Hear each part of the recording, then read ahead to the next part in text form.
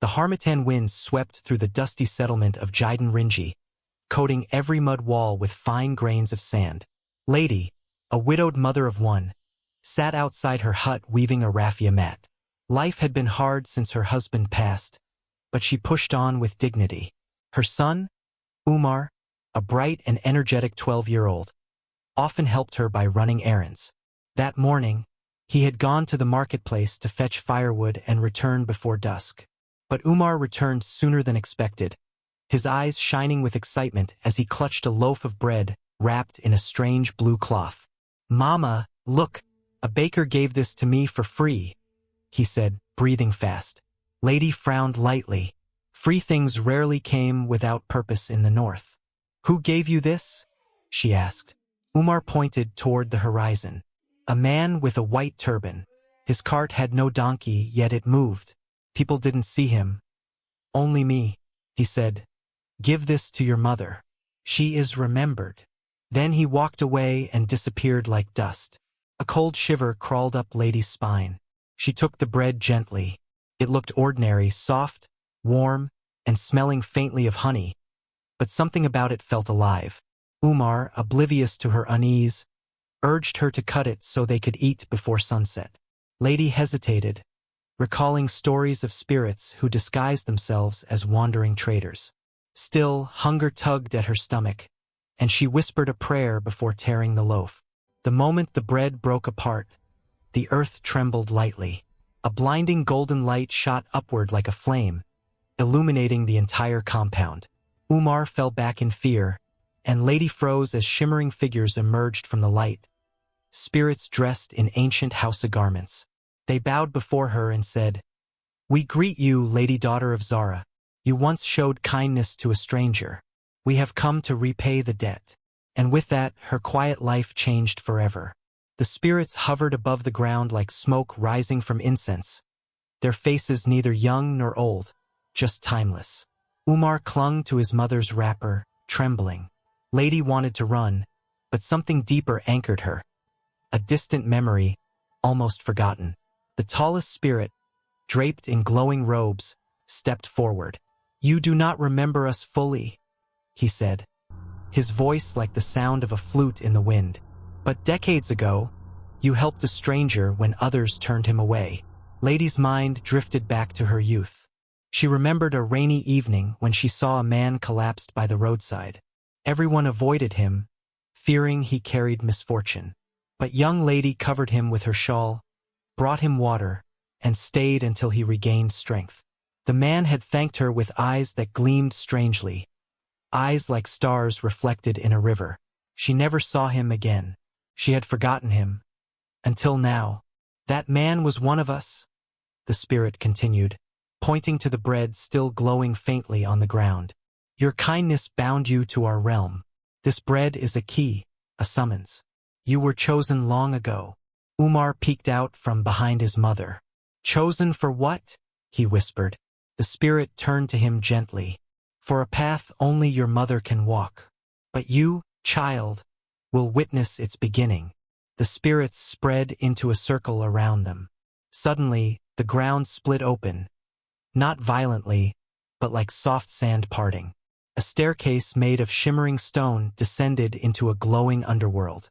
Cool air drifted upward, carrying scents of ancient woods and faraway rivers. "Lady," the spirit leader said, "the realm awaits, but beware, choices made within it echo into the world of humans. Prosperity or ruin may follow your steps." Fear and destiny clashed in her chest, but the spirits extended their hands, offering both reassurance and warning. Ladi swallowed hard. She had no idea what lay below, yet she knew turning back was impossible. With trembling courage, she stepped toward the staircase. The descent into the hidden world felt endless, yet strangely calming. As Ladi stepped onto the final stair, she found herself in a vast valley bathed in a twilight glow. The sky shimmered purple and gold, as though dawn and dusk existed at the same time. Tall baobab trees with silver leaves swayed silently, and the air hummed with distant chants. This was Khazar Rui, the realm of spirits. Umar remained above under the watch of two spirits, unable to follow but able to see flashes of the realm through the golden light. Ladi moved forward, guided by the tall spirit who had spoken before. "This land is older than the first sunrise," he said. "Few humans have entered. Fewer still have left unchanged." Creatures of pure light drifted past, some resembling birds, others like floating lanterns. Ladi marveled at the sight, her fear melting into awe. The spirit led her to a circular stone platform engraved with symbols she couldn't read. At its center lay a bowl of glowing water. "Look," he instructed. When Ladi stared into the bowl, it didn't reflect her face. Instead, it showed visions of her future. One path where her family lived in abundance, another where they suffered greatly. Both visions hung in perfect balance. "You have a choice," the spirit said. "The bread brought you here because of a holy law. Every kindness returns multiplied. But multiplied kindness can bring multiplied responsibility. If you choose prosperity, you must accept a burden. If you choose safety, you must give something dear." Ladi's heart raced. "What kind of burden?" she asked. "Knowledge," he replied. "Forbidden to ordinary humans. Knowledge that can build or destroy. You would carry it until your last breath." She swallowed. "And the second choice? To give up something you love," he said gently. "To keep your life simple and untouched by destiny." The visions continued swirling. Ladi felt tears gather. How could she choose? How could any human? The spirits were silent, waiting. Ladi's hands trembled over the glowing bowl. The spirits watched with solemn stillness. Her mind raced with memories. Raising Umar alone, struggling to feed him, watching him sleep peacefully after days of hardship. The vision of her family's prosperity tempted her deeply. Umar well-educated, living without hunger, their village thriving because of her. But the burden of dangerous knowledge frightened her. Could she carry such power without harming others? She turned to the spirit carefully. "If I choose prosperity, will it harm my son?" "Only your strength and wisdom will determine that," the spirit replied. "Power itself is neutral. Humans shape its direction." Then she asked about the second choice. "If I choose simplicity, what must I give up?"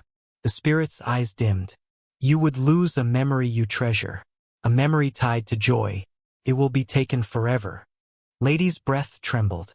Losing a precious memory felt like losing a piece of her soul. Yet risking destructive knowledge felt heavier.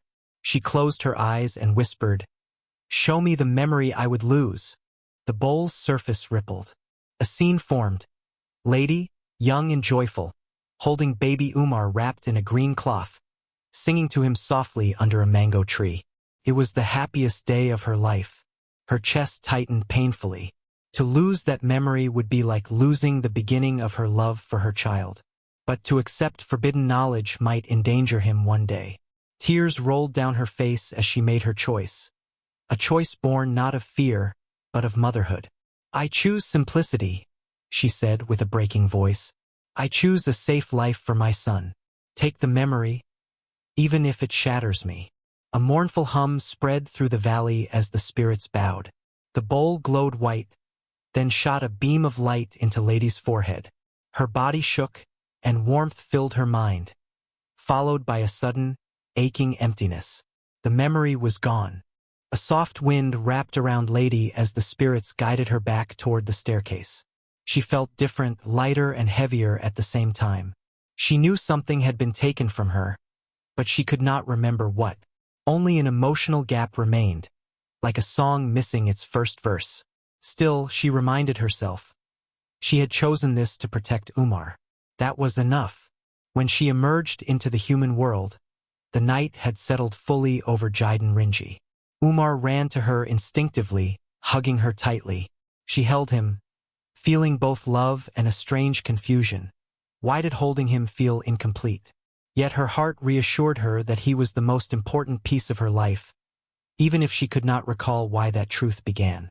The spirits rose above the hut in a final shimmering wave. The leader spoke, "Your sacrifice has sealed your family's safety. Your days will be simple, but blessed with peace. Should danger ever approach your lineage again, Your choice tonight will shield them. Then, like dust in sunlight, the spirits vanished. In the days that followed, subtle blessings began to appear. Umar found better opportunities for learning. Their small millet farm flourished unusually. Peace reigned in their home. Nothing extravagant, just steady, quiet fortune. The kind of prosperity that grows like a seed, not like a storm. But sometimes, when Lady sat alone, she felt a soft ache in her chest, a missing warmth, a forgotten happiness. She didn't know what it was, but she knew she surrendered it for Umar, and that truth comforted her more than any memory could. One evening, as she watched her son laughing with friends, a gentle voice echoed in her heart. A mother's sacrifice shapes the destiny of nations.